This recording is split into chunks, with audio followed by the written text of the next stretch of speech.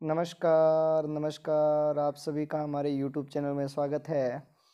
तो कल हमने इतिहास के प्रथम अध्याय में जो अपने पुरातात्विक स्रोत चल रहे थे उसमें हमने जो है अभिलेखों के बारे में चर्चा की थी। तो अब इसके बाद में जो है दूसरा जो हमारा जो बिंदु रहेगा वो है आपके सिक्के व मुद्राएं। कौन सा रहेगा? सिक्के व मुद्राएं। आपको आपके मोबाइल स्क्रीन पर दिखाई दे रहा होगा। फिर दूसरे जो हैं वो क्या हैं? सिक्के व मुद्राएं। देखो, सिक्के व मुद्राएं जो है ये किस तरह से इतिहास के बारे में जानकारी देते हैं, इस चीज़ के बारे में हम पढ़ेंगे। भी सीधी सी बात है कि ये जो इतिहास के बारे में जानकारी देते हैं इन पर क्या है कि एक तो जो जिस शासक का ये सिक्का है, मान लो ये चंद्रगुप्त मौर्य का सिक्का है, तो उस शासक का इस पर क्या लिखा हुआ है? साथ में नाम लिखा हुआ है। नाम के साथ साथ उसने जब शासन किया या जब इसने ये सिक्का ढलवाया उस समय की जो है तिथि का अंकन है, ठीक है। या फिर एक बात करें कि वो जो जैसे मान लो ईसवी सन में ढलवाया है, चाहे ईसा पूर्व में ढलवाया है, वो उस सिक्के पर क्या है? लिखा हुआ है। या फिर उसका जो शासन क्रम है या जो उसने राज किया है, भी मान लो 10 साल राज करो या 12 साल राज करो, वो सारे को सारे की पर लिखे हुए भी सिक्के पर लिखा हुआ, ठीक है। इसी के साथ साथ उस राजा का क्या है?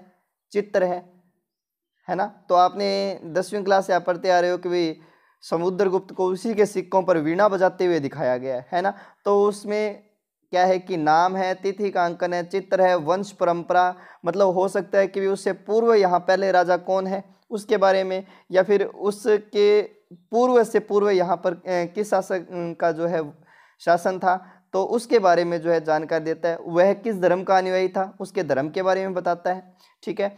वो उसने क्या क्या कार्य करवाए उस कार्य के बारे में जो है हमें ये जानकारी देता है, ठीक है। और कला शासन की या वो कौन सी कला के अंदर क्या है कि रुचि लेता था। जैसे समुद्रगुप्त को वीणा बजाते हुए दिखाया गया, तो मतलब वो क्या है कि वीणा में क्या है कि वीणा में वो क्या है?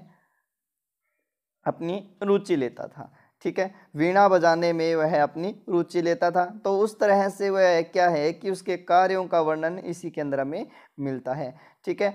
गुप्तकालीन सिक्कों में हमें महत्वपूर्ण सूचनाएं मिलती है। देखो, गुप्तकालीन सिक्कों में जैसे समुद्रगुप्त को वीणा वादक, ठीक है, व्याघ्र निहंता, व्याघ्र मतलब चीता, ठीक है, सिक्के उनके संगीत के प्रति रुचि। ये देखो मैंने आपको बता दिया, वीणा बजाते हुए वीणा के प्रति जो रुचि है उनको दर्शाता है, अर्थात उनकी संगीत के प्रति रुचि। और व्याघ्र निहंता मतलब जो चित्ता है उस चित्ते को मारता हुआ दिखाया गया है एक तरह से। तो उस तरह से क्या है कि वह उनके शौर्य का क्या कर रहा है? प्रदर्शन कर रहा है। क्या कर रहा है? उनके शौर्य के बारे में बता रहा है। तो इस तरह से ये सिक्के जो है वो हमें भारतीय इतिहास के बारे में क्या देते हैं? जानकारी देते हैं, ठीक है। तो इसके बाद में अगर हम बात करें, ये देखो ये दो सिक्के आपको दिखाई दे रहे हैं, एक ये है और एक ये है, ठीक है। तो हाँ, अब ये जो है ये समुद्रगुप्त का वीणावादक सिक्का है, आपको इसमें दिखाया जा रहा है, ठीक है। अब इसके बाद में जो है इसी प्रकार से कुमारगुप्त जो गुप्त शासक ही है, कार्तिकेय प्रकार का सिक्के और उसके सेव अनुयायी होने की पुष्टि करते हैं। कार्तिकेय भगवान शिव का पुत्र था। अब उनके कार्तिकेय प्रकार के सिक्के के से हमें क्या पता चल रहा है कि वह भगवान शिव का क्या था? भगत था, ठीक है, या उनका अनुयायी था। अब इसके बाद में सिक्कों पर ही क्या है कि उनके राज्यों के राज्य विस्तार के बारे में जानकारी मिलती है। उनकी आर्थिक स्थिति, आर्थिक स्तर का कैसे पता चलता है? जैसे मान लो किसी ने सोने के सिक्के डलवाए हैं, किसी ने तांबे के, किसी ने चांदी के सिक्के डलवाए हैं, तो उस समय की हमें उनकी आर्थिक स्थिति के बारे में पता चलता है। उनके धार्मिक जीवन या धार्मिक विश्वास के बारे में पता चलता है। जैसे हमें ये सिक्का जो है बता रहा था धार्मिक विश्वास के बारे में। उनकी कला के बारे में पता चलता है। विदेशी व्यापार का कैसे पता चलेगा? मान लो कोई विदेशी मुद्रा है जो अपने यहाँ से प्राप्त हुई है, ठीक है, मान लो कोई भी विदेशी है, उनकी मुद्राएं जो है हमें भारत में प्राप्त हुई है। तो इस तरह से जो है हमें ये किसकी जानकारी देते हैं? भारतीय इतिहास की जानकारी देते हैं। सबसे पहले जो प्राप्त सिक्के थे, सबसे पहले जो प्राप्त सिक्के जो है, सबसे पहले प्राप्त होने वाले सिक्के जो थे वो कौन कौन से थे?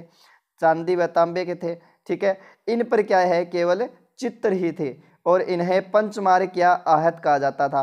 पंचमारक और आहत जो सिक्के हैं ना, वो क्या होते हैं कि एक तरह से पंचमारक जो आहत सिक्के होते हैं वो एक तरह से बेडोल होते हैं। विशेषतः जो चांदी के सिक्के होते हैं, चांदी और तांबे के जो सिक्के होते हैं वो पंचमार्क कहलाते हैं। ये बेडोल होती है, मतलब इनकी कोई विशेष आकृति नहीं होती, सीधा ठप्पा बनाकर जो है ठप्पा मारकर इनको बना दिया जाता है। जैसे इनकी थोड़ी बहुत आकृति आपको दिखाई दे रही है, लेकिन फिर भी ये क्या है कि एक तरह से आहत या पंचमार सिक्का है। ठीक है, तो अब इसके बाद में जो है आगे क्या कह रहा है कि पंचमार या आहत सिक्के कहलाते हैं। ठीक है, तो इनकी तो आकृति दी हुई है इन सिक्कों को, ये देखो, लेकिन सिक्के पंचमार या आहत या पंचमार सिक्के मैंने आपको बता ही दिया कि बेडोल होते हैं, जिनकी कोई विशेष आकृति नहीं होती है। ठीक है, छोटे बड़े भी हो सकते हैं। और अब है मौर्य काल के बाद हिंद यूनानी शासकों ने लेख युक्त मुद्रा प्राप्त की। ये अब की बार जो है +2 के अंदर जो आपके अभी पेपर हुआ था बोर्ड का, उसी के अंदर पूछा गया था। ठीक है, यूनानियों से जो है या यूनानी आक्रमण से सिक्कों पर या भारतीय सिक्कों पर क्या प्रभाव पड़ा, किस तरह से जो है सिक्कों में बदलाव हुआ। तो जैसे ही मौर्यों के बाद हिंद यूनानी, ठीक है, इंडो यूनानी शासकों के लेख युक्त मुद्रा प्राप्त की है। कुषाणों के समय जो है स्वर्ण व ताम्र सिक्के का प्रचलन में आ गए थे। ठीक है, तो इनके बाद में जो कुषाण वंश है उनके समय स्वर्ण सिक्के बताए जा रहे हैं।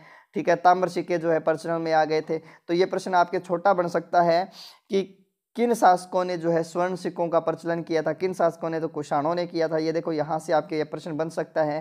ठीक है, गुप्त काल में स्वर्ण व रजत मुद्राएं भी प्रचलित हो गई थी।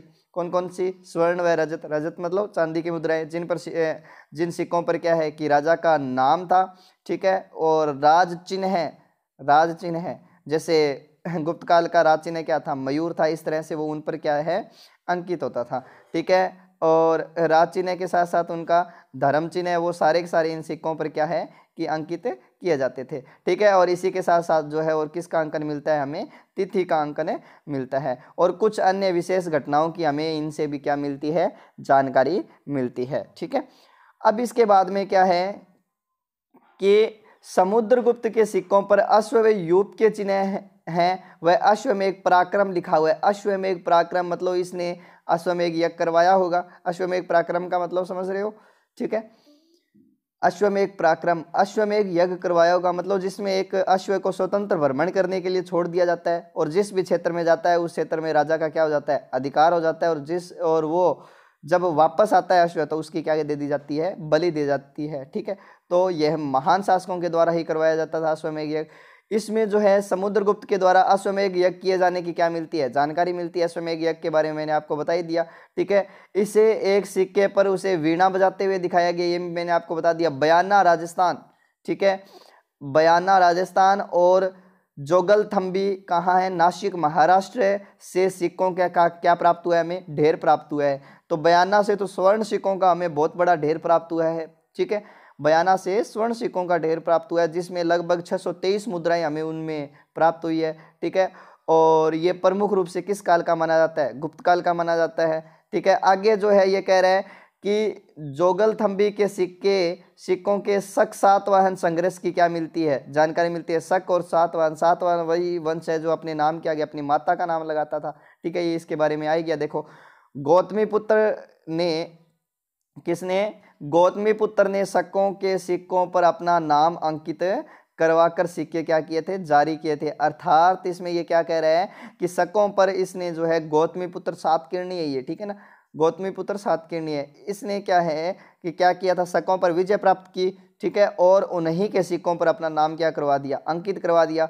सिक्कों के साथ साथ हमें क्या मिली है? मोहरें मिली है। मोहरें तो जानते हो ना, ठप्पे। ठीक है, जिन पर राजा, सामंत या पदाधिकारीगण जो है, जो जिस पद पर था, व्यापारी है या व्यक्ति विशेष के हस्ताक्षर या नाम हमें मिलते हैं। आज भी देखते हैं अपने स्कूल की मोहर, कोई मोहर है, उन पर हम देखते हैं कि किसी व्यक्ति का नाम या फिर उस कोचिंग संस्थान का नाम लिखा होता है या उस विद्यालय का नाम लिखा होता है, साथ में उसमें तिथियां अंकन होती है।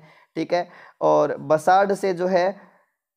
बसाड़ से प्राप्त जो मोहरें हैं, तो उसमें लगभग 274 जो है वो किसकी प्राप्त हुई है? हमें मिट्टी की मोहरें मिली है। किसकी मिली है? मिट्टी की मोहरें मिली है। ठीक है, तो इस तरह से ये जो सिक्के हैं वो सिक्के हमें किसके बारे में जानकारी देते हैं? इतिहास के बारे में जानकारी देते हैं। अब आगे क्या है? सिक्कों से प्राप्त जानकारी। तिथि कर्म निर्धारण, बस यही ध्यान रख लेना। धार्मिक विश्वास की जानकारी है, कला पर प्रकाश पड़ता है, व्यापार व आर्थिक स्तर की जानकारी मिलती है, साम्राज्य की सीमाओं का ज्ञान होता है, नवीन तथ्यों का उद्घाटन होता है, शासकों की रुचियों के बारे में हमें पता चलता है। इसी तरह से आगे जो है यह स्मारक व भवन किस तरह से जानकारी देते हैं। देखो स्मारक व भवन, मान लो स्मारक व भवन किस तरह से जानकारी देते हैं, तो पुरातात्विक स्रोतों के अंतर्गत भूमि एवं भूगर्भ में स्थित सभी अवशेष, स्तूप, चैत्य, विहार, मठ, मंदिर, राजप्रसाद, दुर्ग, भवन, कोई भी चीज़ है, जैसे मान लो कोई प्राचीन चीज़ है, जैसे चैत्य है, विहार है, स्तूप, जानते हो ना, एक तरह से क्या है कि मुर्दों के ऊपर जो है या उनकी कोई भी अस्थियां मान लो या फिर कोई भी अवशेष है उन पर बनाया गया क्या है कि एक टीला। ठीक है, ये क्या है, टीला। चैत्य, विहार, ये सारे के सारे किस धर्म से संबंधित है, तो बौद्ध धर्म से संबंधित है। मंदिर जानते हो, राजप्रसाद, बड़े बड़े महल जानते हो, दुर्ग जानते हो, भवन जानते हो।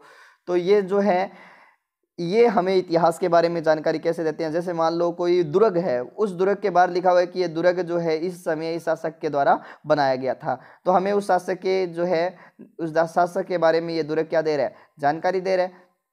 ठीक है, इसी तरह से जो है मोहनजोदड़ो और हड़प्पा जो नगर है वहाँ से हमें अनेक अवशेष प्राप्त हुए हैं, जिससे हमें वहाँ की सभ्यता, सभ्यता का मतलब समझ रहे हो, सभ्य लोग हो जिसके अंदर, उनकी सभ्यता के बारे में हमें क्या पता लगता है। ठीक है, इसी तरह से जो है देवगढ़ व भित्री गांव के जो मंदिर हैं वो किस काल के हैं, गुप्त काल के, और गुप्त काल की हमें जो है धार्मिक और सांस्कृतिक अवस्था की जानकारी देते हैं। ठीक है, स्मारकों से ही दक्षिण पूर्वी एशिया के भारतीय संस्कृति के विस्तार की भी जानकारी मिलती है। कंबोडिया अंगकोर वाट के स्मारक, ठीक है, जावा के बोरोबुदूर के मंदिर भारत का अन्य देशों में औपनिवेशिक व सांस्कृतिक विस्तार की जानकारी देते हैं। जैसे मान लो कोई बाहर मंदिर बना हुआ है अपने देश से, ठीक है, अखंड भारत से कोई बाहर मंदिर बना हुआ है, वो क्या है कि भारत की ही कलाकृति, ठीक है, जैसे भारत में जिस कला से जिस शैली में बना हुआ है उसी शैली में बाहर कोई मंदिर बना हुआ है, तो वो हमें कि अपने भारत की जो संस्कृति का जो विस्तार है उस विस्तार की हमें क्या दे रहे हैं, जानकारी दे रहे हैं। इसी तरह से जो है मूर्तियां हैं, मूर्तियां, ठीक है, मूर्तियां, शैल चित्र तथा कला, अन्य कलाकृतियां जो है वो हमें किस तरह से जानकारी देती है, भी हमें अनेक उत्खनन से अनेक जगहों पर हमें क्या मिली है, मूर्तियां मिली है। टेराकोटा जो है कलाकृतियां मिली है। टेराकोटा कलाकृतियां जानती हो, भी छोटी छोटी जो मृण मूर्तियां होती है, ठीक है, उनको अग्नि के द्वारा क्या कर दिया जाता है, पका दिया जाता है, आग के द्वारा पका दिया जाता है, वो क्या कहलाता है, टेराकोटा कहलाता है। ठीक है, जो हमें उस समय की किस जीवन की, धार्मिक, सामाजिक व सांस्कृतिक जीवन की क्या देती है, जानकारी देती है। ठीक है, इसके अलावा जो है चित्रकला मानव जीवन को प्रमाणिक रूप से अभिव्यक्त करने का मुख्य साधन है। प्रागैतिहासिक काल, 3 काल हैं, मैंने आपको पहले बता ही दिए होंगे, प्रागैतिहासिक, आद्य ऐतिहासिक और ऐतिहासिक। मतलब इनके अंदर जो है हमारे पास कोई किसी प्रकार का लिखित प्रमाण नहीं है, तो हमें यहाँ से जो उपकरण प्राप्त हुए हैं, ठीक है, उन्हीं उपकरणों से हमें इनके बारे में जानकारी। अनेक शिलाश्रय, शिला मतलब पत्थर, ठीक है, और ये देखो शिलाश्रय, आश्रय मतलब निवास स्थान, ठीक है, ये हाँ आगे इसका अर्थ दिया ही हुआ है कि प्रारंभिक जो है मानव जीवन का क्या है, निवास स्थान।